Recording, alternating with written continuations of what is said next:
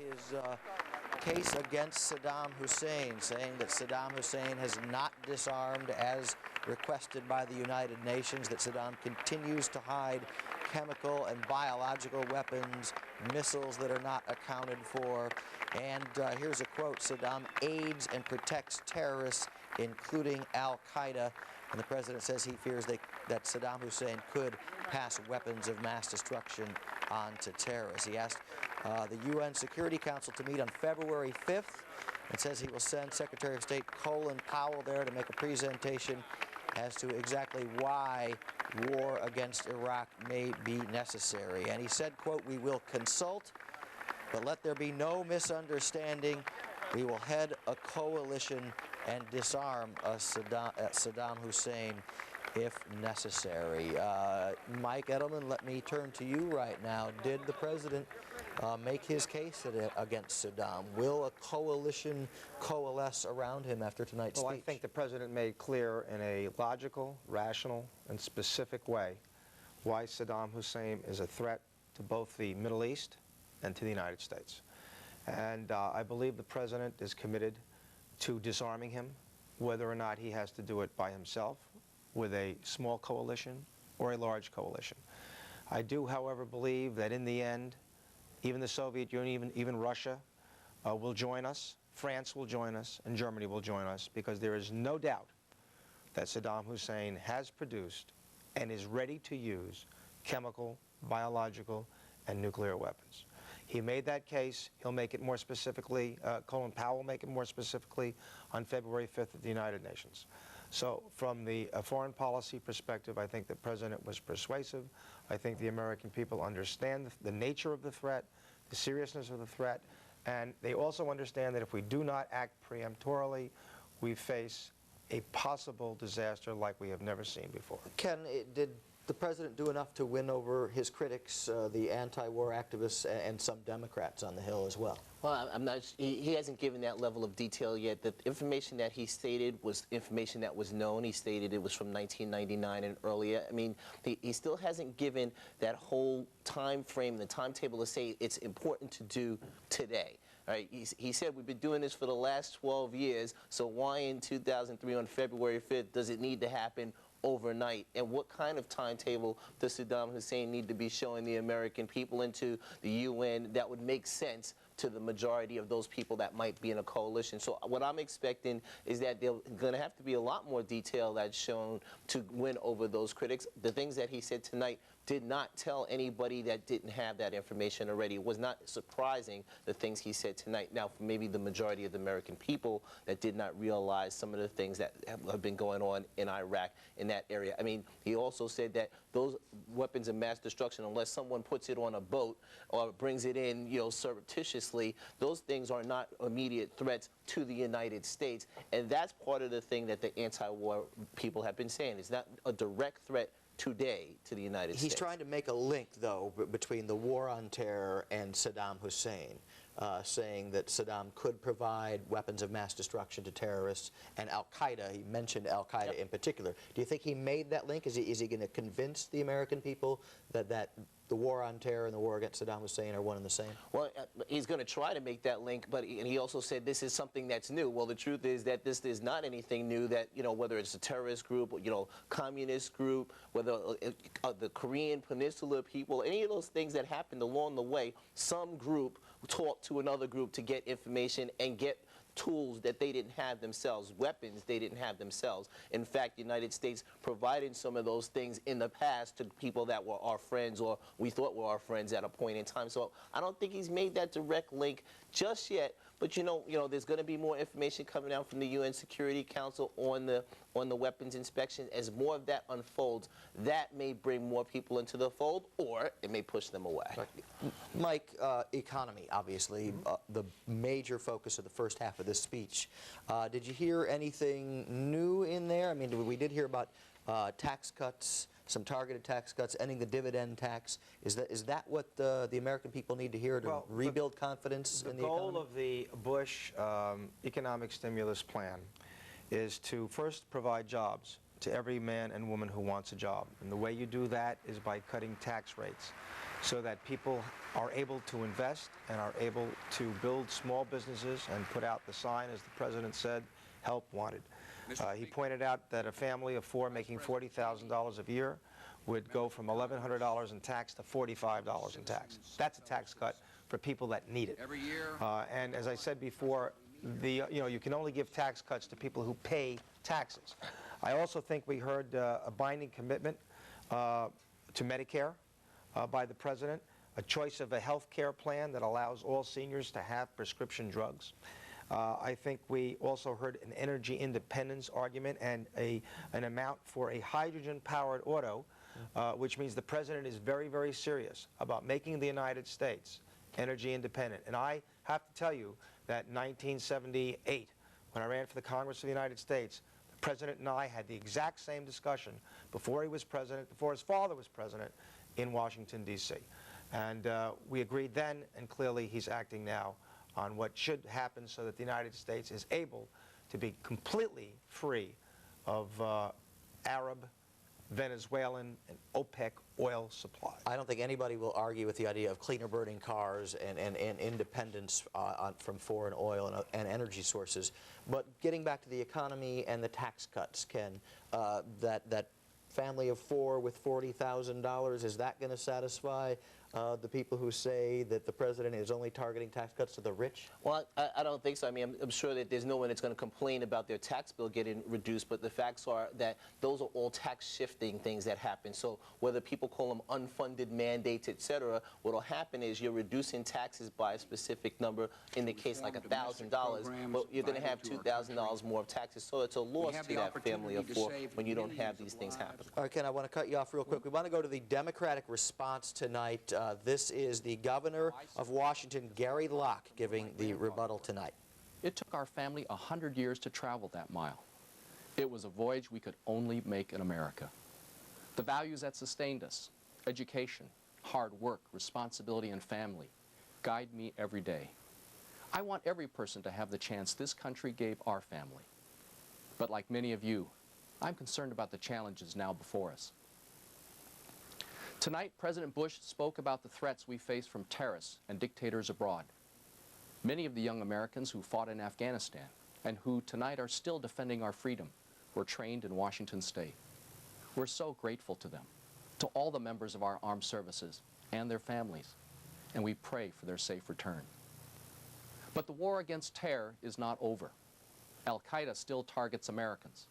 Osama bin Laden is still at large. As we rise to the many challenges around the globe, let us never lose sight of who attacked our people here at home. We also support the President in working with our allies in the United Nations to eliminate the threat posed by Saddam Hussein and Kim Jong-il of North Korea. Make no mistake, Saddam Hussein is a ruthless tyrant, and he must give up his weapons of mass destruction. We support the President in the course he has followed so far, working with Congress, working with the United Nations, insisting on strong and unfettered inspections.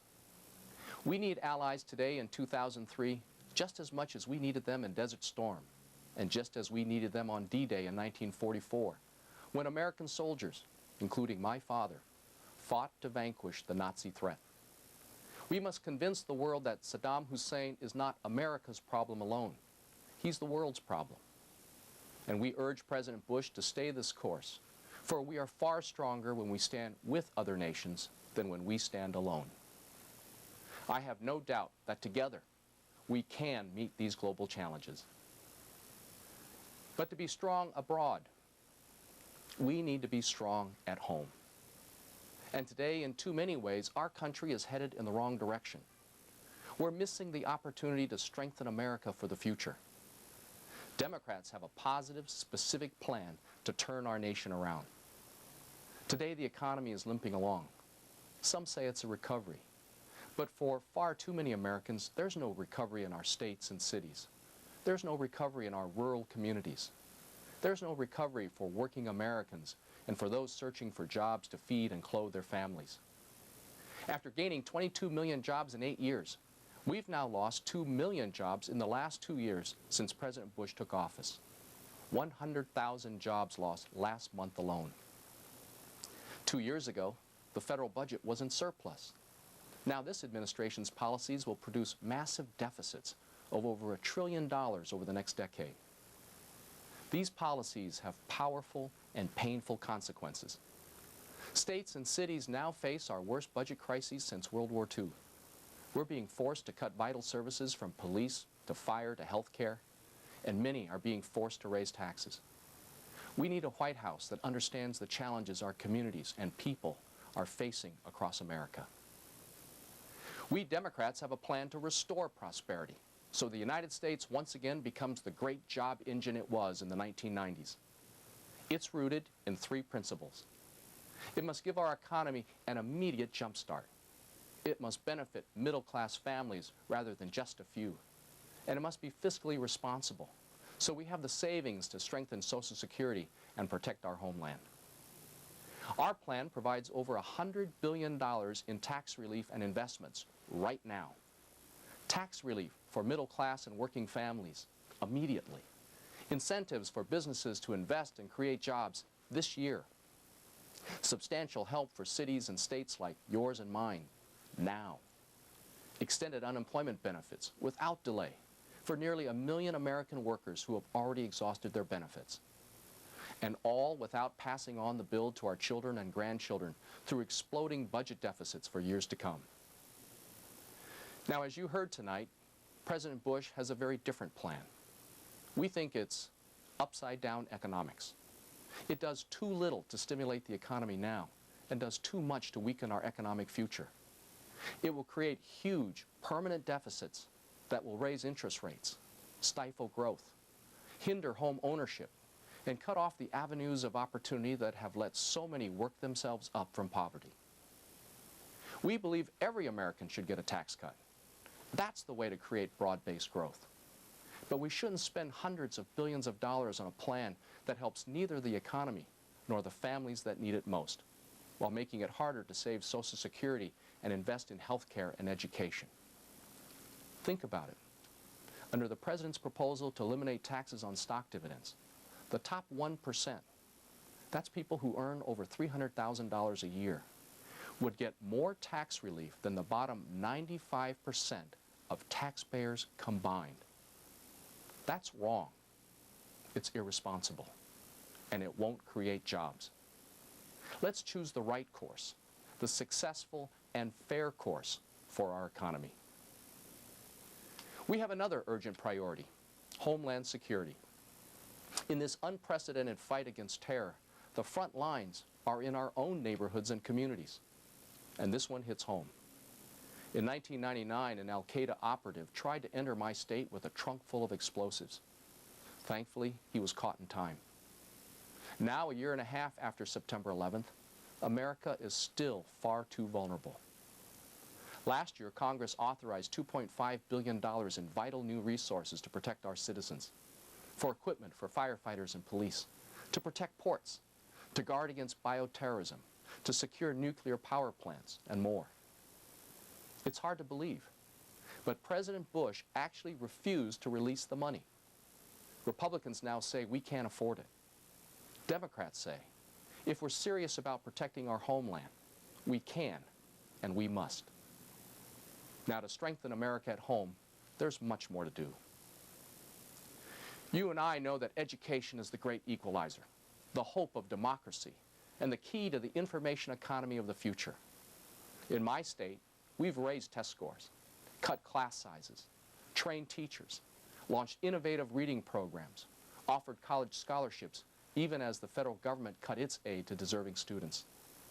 Democrats work with President Bush to pass a law that demands more of our students and invests more in our schools. But his budget fails to give communities the help they need to meet these new high standards. We say we want to leave no child behind, but our schools need more than kind words about education from Washington, D.C. We need a real partnership to renew our schools. Tonight, we also heard the President talk about health care. Too many seniors can't afford the remarkable new drugs that can save lives. Some are even skimping on food to pay for needed medicine. On this issue, the contrast is clear. Democrats insist on a Medicare prescription drug benefit for all seniors. President Bush says he supports a prescription drug benefit, but let's read the fine print. His plan only helps seniors who leave traditional Medicare. Our parents shouldn't be forced to give up their doctor or join an HMO to get the medicine they need. That wouldn't save Medicare. It would privatize it. And it would put too many seniors at too much risk, just when they need the security of Medicare. And finally, let's talk about the environment and energy. Environmental protection has been a tremendous bipartisan success story over 3 decades. Our air and water are cleaner. In communities in my state and yours, conservation is a way of life. But the administration is determined to roll back much of this progress. Our nation should lead global efforts to promote environmental responsibility, not shun them. And instead of opening up Alaska's wilderness to oil drilling, we should be committed to a national policy to reduce our dependence on oil by promoting American technology and sustainability. Yes, the Republican Party now controls the executive branch and both houses of Congress. But we Democrats will hold the administration and congressional leaders accountable. We will work to create jobs and strengthen homeland security. We will fight to protect a woman's right to choose. And we will fight for affirmative action, equal opportunity, and diversity in our schools and our workplaces. Above all, we will demand that this government advance our common purpose and not pander to narrow special interests. That's the vision of the Democratic Party. In state houses, in Congress, and in the homes of millions of Americans. We believe it's the best course for our nation. It's the vision we will work for and stand for in the coming years. This is not an easy time. But I often think about my grandfather, arriving by steamship 100 years ago. He had no family here. He spoke no English. I can only imagine how he must have felt as he looked out at his new country. There are millions of families like mine, people whose ancestors dreamed the American dream and worked hard to make it come true.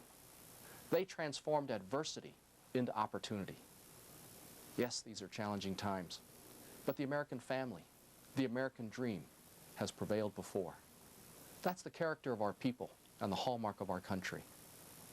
The lesson of our legacy is, if we work together and make the right choices, we will become a stronger, more united, and more prosperous nation. Good night, and God bless America. Washington State Governor Gary Locke tonight giving the Democratic rebuttal to the State of the Union address. Ken, some things jumped out there. A, he mentioned the name Osama bin Laden that we did not hear from President Bush tonight. And he talked about the tax cut, saying that dividend tax is flat out wrong and unfair. What do you make of that? Well, that's exactly the point from an economic perspective, not targeting the things that need to be done, at least the Democratic views, not targeting things that need to be done for the majority of the people, just a small percent. And as Mike likes to say, he calls it from a 401k to a 201k. You know, the president's proposing letting people control their own IRAs again, or Social Security, like an IRA. Imagine what people's Social Security would be like if they put their stock in Enron, another energy company, and we'll talk about that, I'm sure, a lot more. We're quickly running out of time here, Mike. Privatizing Social Security and the tax cut, you defend these things? Well, the president is not advocating privatizing Social Security. He's advocating allowing a portion of your Social Security to put in private accounts that are under your control, not the entire amount. And the fact of the matter is, look, Democrats are always engaged in class warfare. They don't seem to understand that tax cuts go to people who pay taxes. That's the idea. Fact of the matter is that there are 10 million seniors who get dividends. Those dividends are taxed twice, once at the corporate level, a second time when the seniors receive them. That has to stop. That is simply unfair, and it should not be tolerated by the tax code, along with a lot of other things. But the Democrats, are very weak in their criticism of the president. This is a wartime president.